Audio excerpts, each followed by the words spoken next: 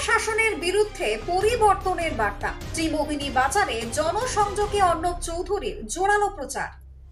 আসন্ন বিধানসভা নির্বাচনকে ঘিরে জোরদার প্রচারে নেমেছেন বিভিন্ন রাজনৈতিক দলের প্রার্থীরা। সেই ধারাবাহিকতায় বালুরঘাট বিধানসভার আরএসপি মনোনীত প্রার্থী অর্ণব চৌধুরী বুধবার হিলি ব্লকের ধলপাড়া গ্রাম পঞ্চায়েতের ত্রিমোহিনী বাজার এলাকায় জনসংযোগ কর্মসূচি করেন।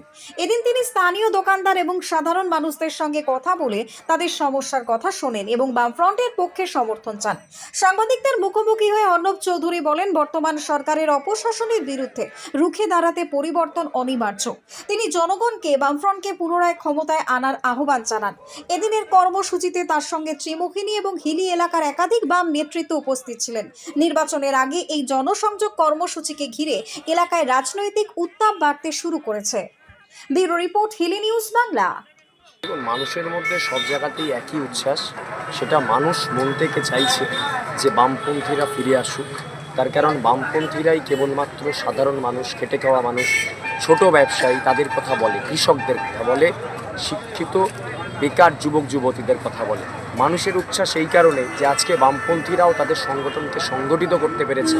সেই জন্যই মানুষ উচ্ছ্বসিত যে এখন তারা আবার বামপন্থীদের ভরসা করে আবার তাদের জয়যুক্ত করতে পারবে।